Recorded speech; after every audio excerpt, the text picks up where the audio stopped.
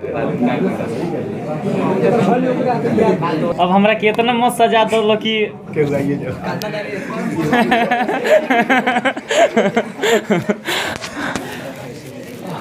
अब देख अच्छा नहीं आ रहा है।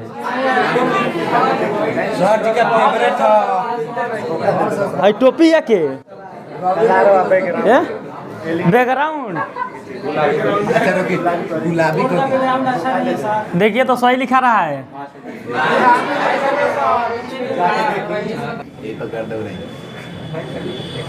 हो गया मिनट चल रहा है ना, थोड़ा बहुत देख लीजिए। अब देखिए अगले क्लासेस में आप लोग को क्या बताए थे बाबू, फिजिक्स तो पढ़ाए थे, लेकिन फिजिक्स में भी कौन सा टॉपिक्स पढ़ाए थे, आवेश पढ़ाए थे। क्या पढ़ाए थे, तो आवेश बताए थे। एक्चुअली में कुछ होता नहीं है, किसी वस्तु का क्या होता है, तो गुण में भी कैसा याद दो तो आकर्षित करेगा, नहीं तो क्या करेगा, क्या कहलाएगा, याद तो हो गया है। अब देखिए यहाँ पे जो आवेश होता है, आवेश के एसआई मात्रक और बीमा के बारे में हम लोग पढ़ेंगे। तो सबसे पहले यहाँ पे जो आवेश होता है तो यहाँ पे लिखेंगे आवेश के व्युत्पत्ति, यानी इसको अंग्रेजी में कहते हैं कि डेरिवेशंस ऑफ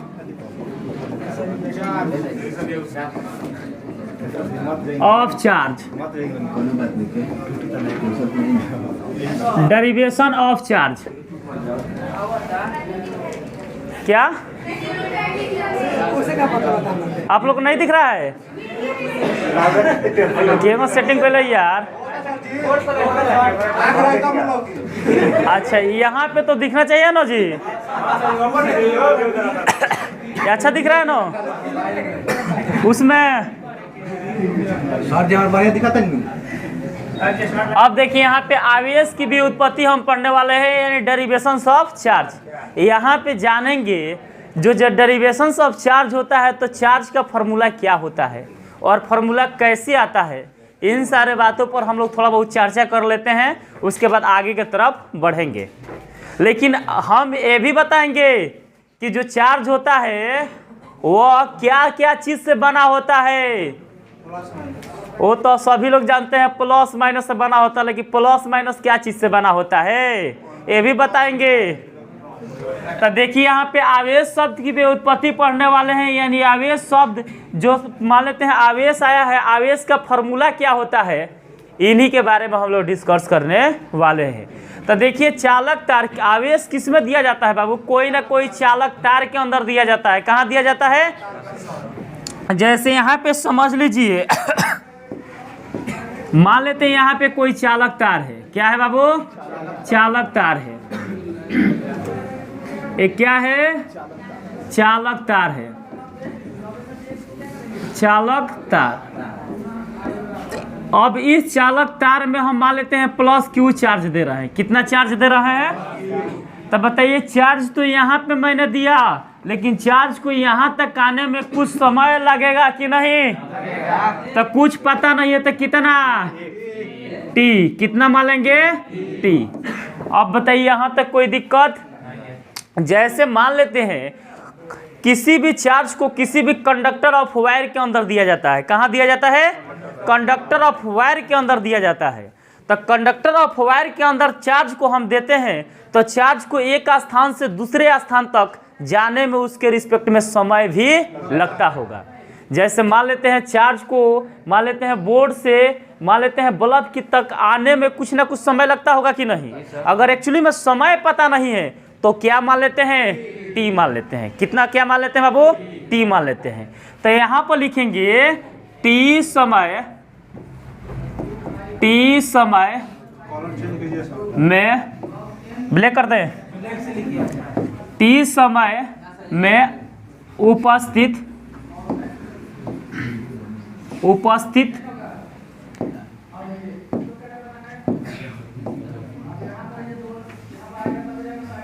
टी समय में उपस्थित आवेश, टी समय में उपस्थित आवेश कितना हो जाएगा बाबू, क्यू।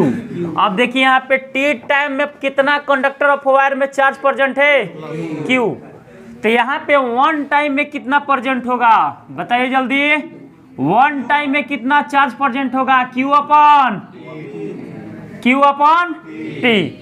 और हम जानते हैं कि विद्युत धारा होता है यानी इलेक्ट्रिक करंट होता है, और इलेक्ट्रिक करंट को किससे डिनोट किया जाता है, इलेक्ट्रिक करंट यानी विद्युत धारा को आई से डिनोट किया जाता है। किससे डिनोट किया जाता है, आई से। तो आई बराबर यहाँ पे क्या फॉर्मूला निकल के आएगा, क्यू बटा टी।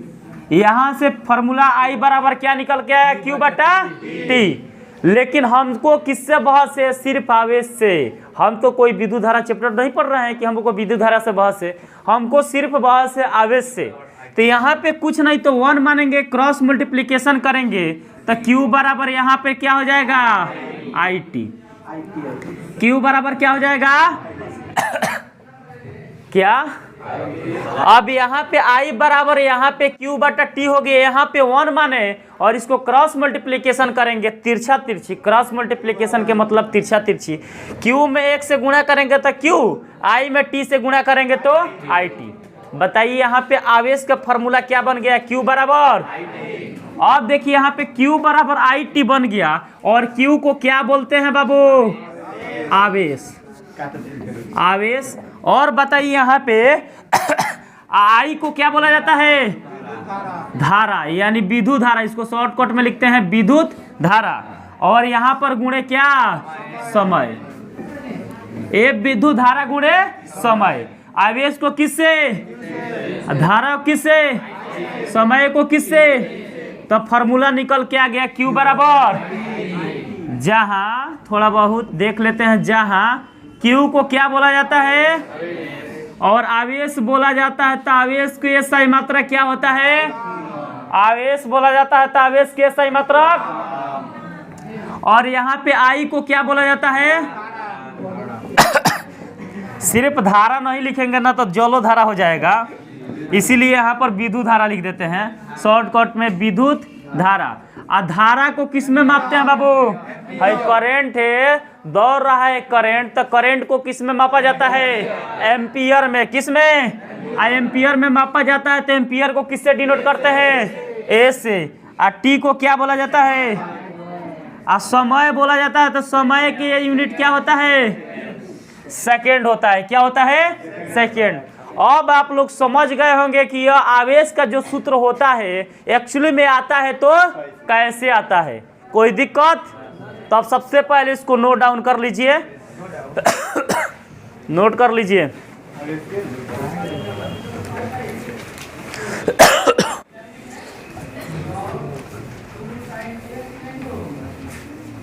तू लो तो अच्छा लो क्या बाड़ो लो,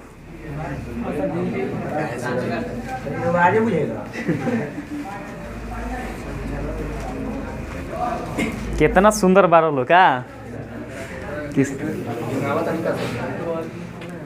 कौशी कहत लो,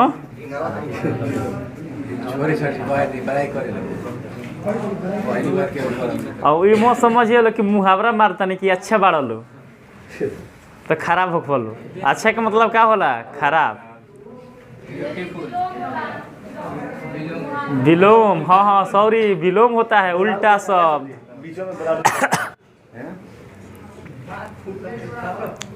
तनी बाबू तनी फास्टली प्रोसेस में नोट कर बोलो तो तनी हमको फास्ट प्रोसेस में पढ़ाए। ये लाइट कटवैल लो, बंद करो बंद करो बबुआ।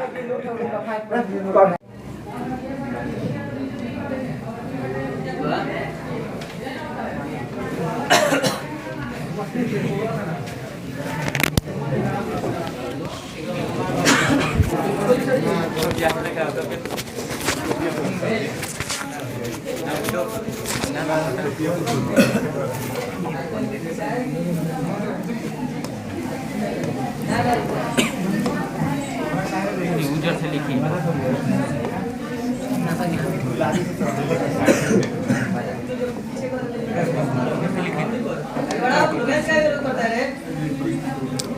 बट गए सभी लोगों।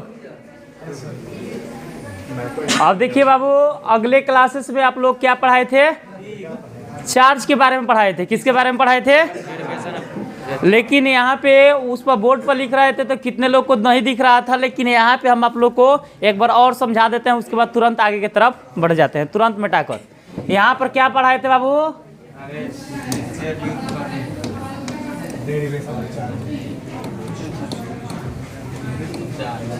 आवेश के व्युत्पत्ति,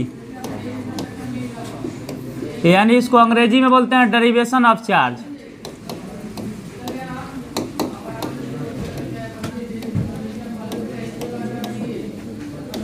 क्या बोला जाता है बाबू? Derivations of charge. लेकिन यहाँ पे डेरिवेशंस ऑफ चार्ज ये तो अभी तुरंत पढ़ लिया, सभी लोग पढ़ लिया था ना, तो इसको तो लिखवाने की आवश्यकता नहीं है। अब देखिए यहाँ पे अब हम लोग पढ़ने वाले हैं, यहाँ पे जो अब हम पढ़ने वाले हैं जो यहाँ पे आवेश होता है, तो आवेश के एसआई मात्रक और बीमा क्या होता है। तो आवेश के एसआई मात्रक आप लोग 2 जानते होंगे, लेकिन हम पढ़ाने वाले हैं कितने? 6।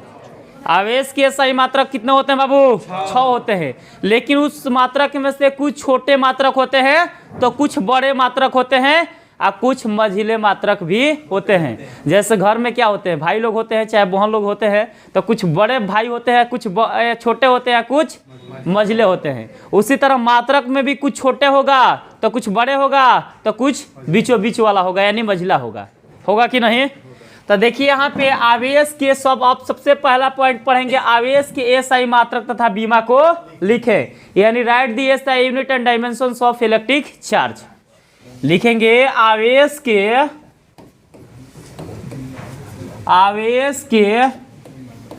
एसआई मात्रक तथा बीमा को लिखे। इससे बोर्ड एग्जाम में एक क्वेश्चन फिक्स रहता है, आवेश के एसआई मात्रक तथा बीमा को लिखें। अब देखिए यहाँ पे आवेश के एसआई मात्रक और बीमा को कैसे लिखा जाता है। सबसे पहले यहाँ पे आवेश का सूत्र हम आप लोग को अभी क्या बताए थे? आवेश बराबर बताए थे विद्युत धारा आगुणे क्या बताए थे? ये बताए थे अभी। अब बताइए यहाँ पे जो आवेश होता है, आवेश को किससे डिनोट किया जाता है? Q से।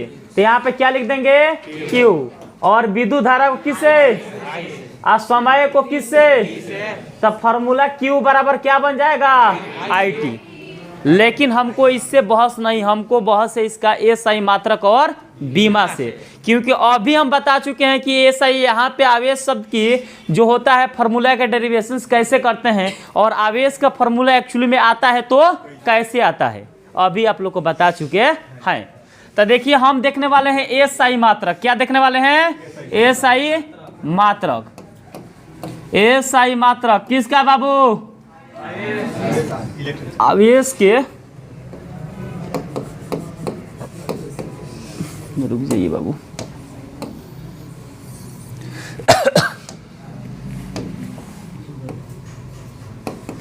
आवेश के एसआई मात्रक। इससे बोर्ड एग्जाम में एक क्वेश्चन आपके फिक्स पूछे जाते हैं।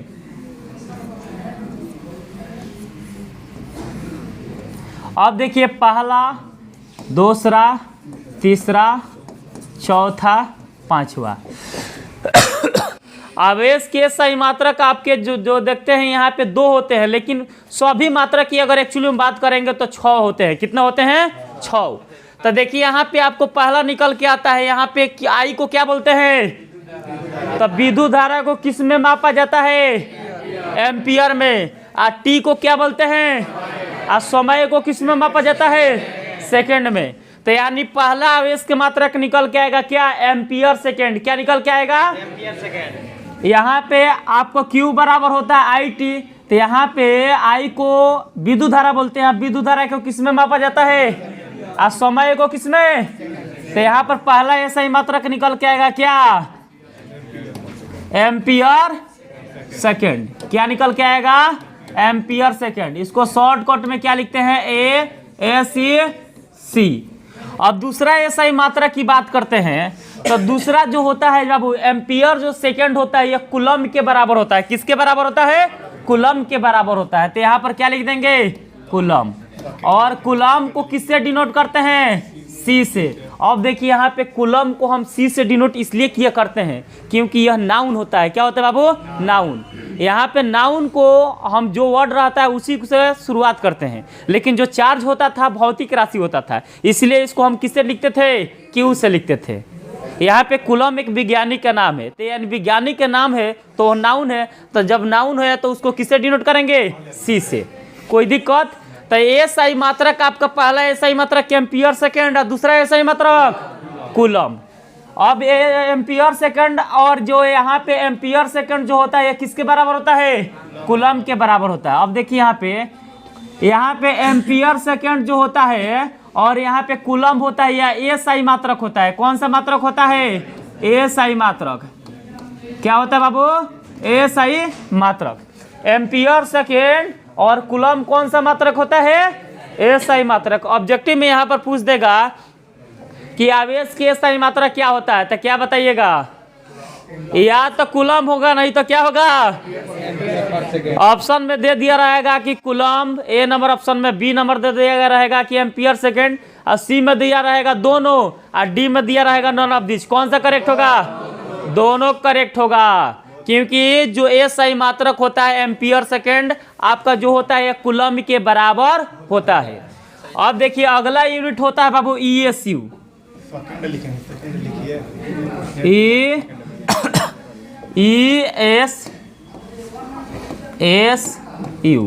ईएसयू होता है बाबू, इसको बोलते हैं इलेक्ट्रोस्टैटिक्स यूनिट। क्या बोलते हैं? Electrostatics unit. यानी अगला यूनिट होता है बाबू इलेक्ट्रोस्टैटिक्स यूनिट। और एक अगला होता है Benjamin Franklin. Benjamin Franklin.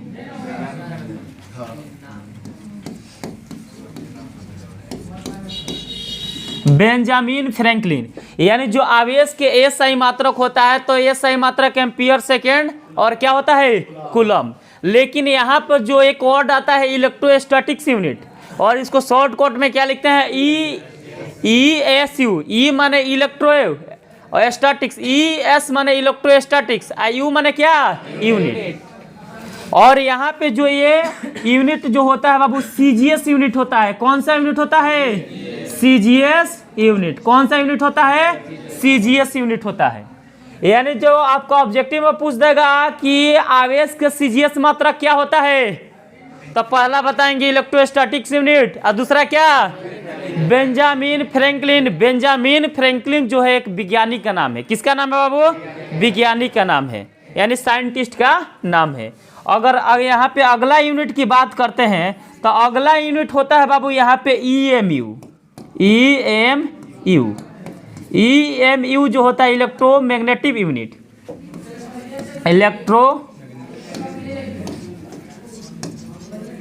Electromagnetic unit. और यहाँ पे अगला यूनिट होता है फेराड। क्या होता है बाबू? फेराड। ये जो दो यूनिट आता है ये अन्य यूनिट में आता है। कौन सा यूनिट में आता है बाबू? अन्य मात्रक। कौन सा मात्रक? अन्य मात्रक। अब यहाँ पे आवेश की कितना मात्रक देखे हम लोग? 6 देखे।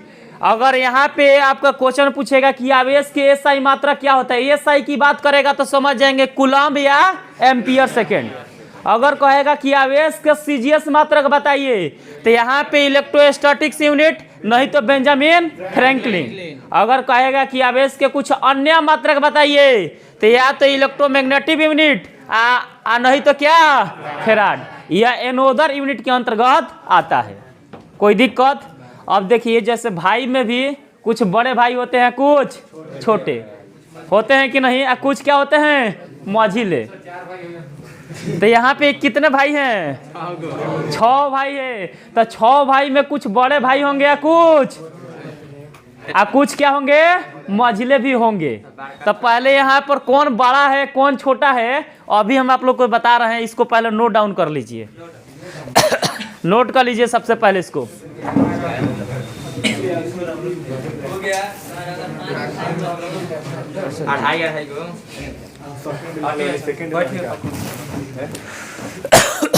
नोट कर लीजिए बाबू। SEC शॉर्टकट नाम है, अब पूरा लिखेंगे तो कहाँ है? Ampere second. सेकेंड। ये पूछेंगे बाबू आप लोगों से कि आवेश के SI मात्रक क्या होता है, तो SI मात्रक पूछेंगे तो 2 को बताना है। अगर CGS मात्रक पूछेंगे तो 2 को बताना है। अगर अन्य मात्रक पूछेंगे तो ये भी 2 को बताना है। आप लोग को जवाब देना पड़ेगा हर हाल में। तो सबसे पहले इसको नोट कर लीजिए, थोड़ा बहुत जल्दीबाजी में नोट कीजिए। क्या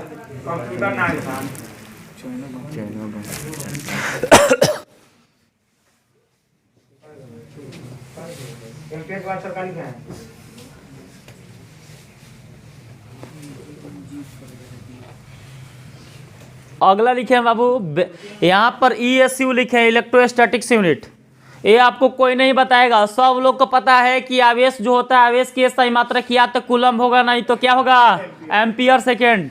लेकिन आज हम आप लोग को बताएंगे हैं कि आवेश के जो SI मात्रक होते हैं कितने होते हैं? 6 होते हैं। किसी के कॉपी पलट कर देख लीजिए तो कोई टीचर ऐसे इसको नहीं बताएगा।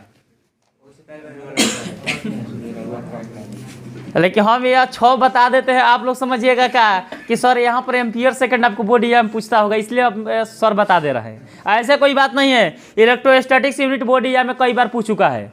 यहाँ पर फेराड जो होता है बोर्ड एग्जाम में कई बार पूछ चुका है, फिजिक्स और केमिस्ट्री दोनों में पूछ चुका है। ठीक है, यहाँ पर इलेक्ट्रोस्टैटिक्स यूनिट भी बोर्ड एग्जाम में कई बार पूछ चुका है, मल्टीपल चॉइस क्वेश्चन के रूप में। तो पढ़ना तो सबको जरूरी है।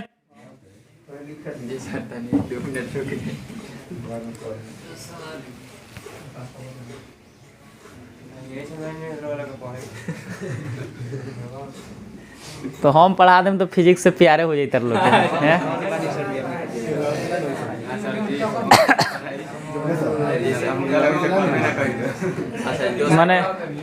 माने उ सब मत समझ लिया लो। कहे के मतलब ई बा कि और कौन सब्जेक्ट याद पड़ी चाहे ना, लेकिन एगो फिजिक्स जरूर तर लगे बत्ती खानी पड़ी दिमाग में।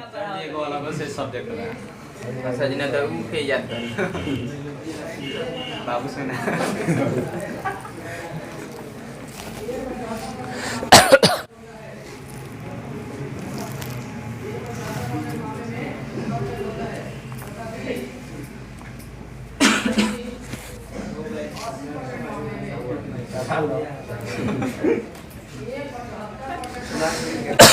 क्या ए लिखे बाबू? फेराड।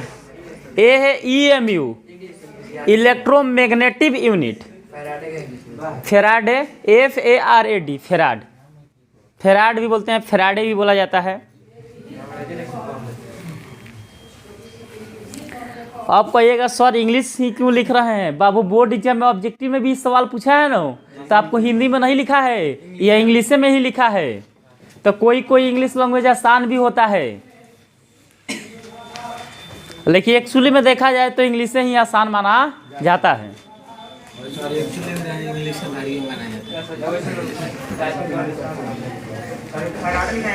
हाँ, फेराड हो गया बाबू।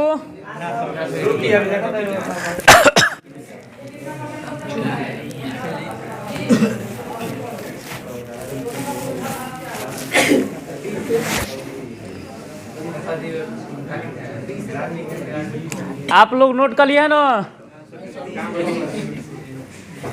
आप लोग तो बोलवे नहीं करते हैं। हो गया है? आपके सुनाई। हाँ, आपके हमको सुनाई दिया कि आप लोग बोल रहे हैं भाई। आगे सुनाई।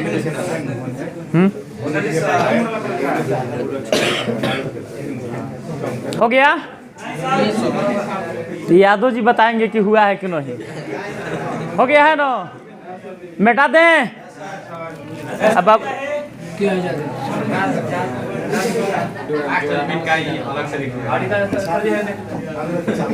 नोट कर लो बाबू बगल से। क्या? हाँ चल जा तो चल जा। हो गया? अब इसका कहानी समाप्त करते हैं। रोके हैं।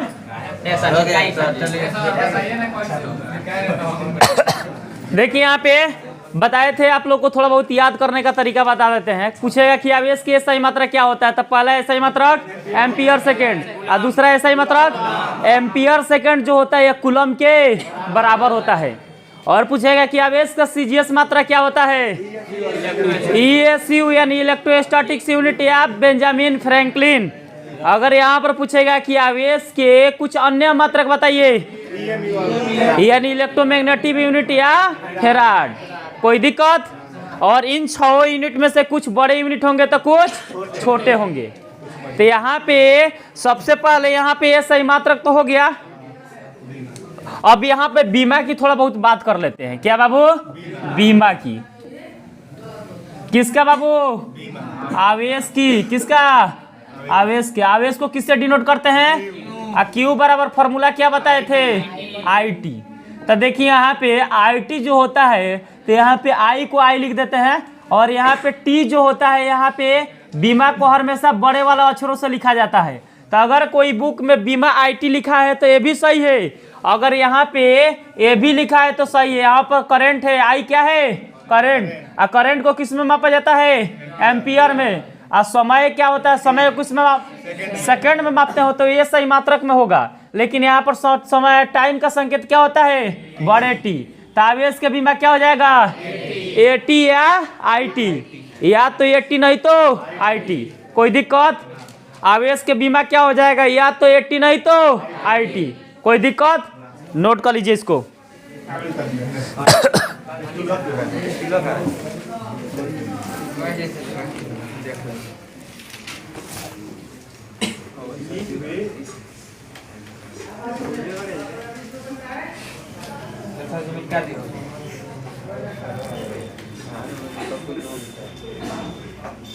चालू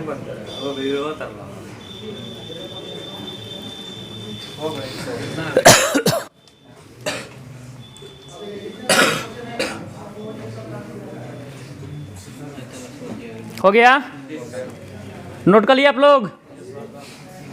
आवेश के बीमा क्या होता है, या तो AT नहीं तो पता लग रहा है ना, AT IT कैसे होगा।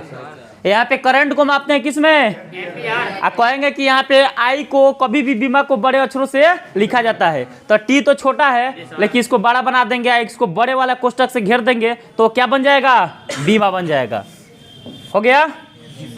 अब देखिए यहाँ पे आपको आवेश के SI मात्रक कितना बताए थे, 6 गो में से कुछ बड़ा मात्रक होगा, कुछ छोटा होगा, कुछ क्या होगा, मझिला होगा। तो यहाँ पे आवेश के सबसे बड़ा मात्रक क्या होता है बाबू, देखिए यहाँ पे आवेश के सबसे बड़ा मात्रक, आवेश के सबसे बड़ा मात्रक जो होता है बाबू फेराड होता है। क्या होता है, फेराड होता है। क्या होता है, फेराड होता है। तो यहाँ पे पूछेगा कि आवेश के सबसे बड़ा मात्रक तो फेराड होता है, लेकिन एक फेराड का वैल्यू कितने के बराबर होता है। ये फिजिक्स और केमिस्ट्री दोनों में क्वेश्चन पूछ चुका है ऑब्जेक्टिव में। तो यहाँ पे एक जो फेराड होता है यह कितने कूलाम चार्ज के बराबर होता है, 96,500 कूलाम के क्या होता है, बराबर होता है। कितने कूलाम के बराबर होता है, 96,500 कूलाम के बराबर होता है। तो बड़ा पता लग गया कि आवेश का सबसे बड़ा भाई कौन सा है, फेराड है। यानी बड़ा मात्रा क्या होगा, फेराड। तो यहाँ पे बड़ा हो सकता है तो छोटा भी तो हो सकता है जी।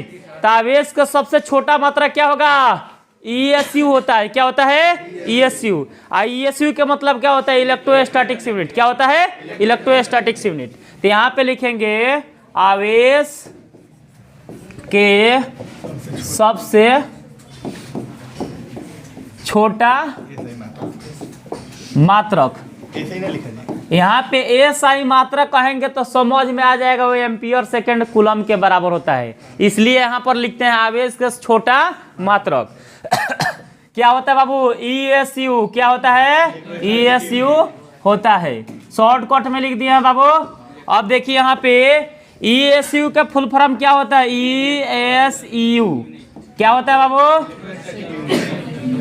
Electro statics unit. क्या होता है? Electrostatics unit. और यहाँ पे एक ESU जो होता है 1/3 गुणे 10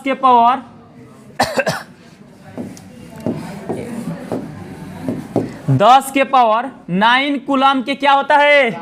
यानी एक ESU का वैल्यू होता है 1/3 गुणे 10 के पावर 9 कूलम के बराबर होता है। और यहाँ पे 1/, और देखिए यहाँ पे 10 के पावर 9 आपका प्लस में है, इसको ऊपर जैसे ही भेजेंगे वो केस में बच जाएगा। तो 1 गुणे 10 के पावर क्या हो जाएगा? -9 अब बटा यहाँ पे 3 कूलम। इसको ऐसे भी लिख सकते हैं, और थोड़ा बहुत अच्छा सजाना है तो 1 गुणे 10 के पावर यहाँ पे क्या -9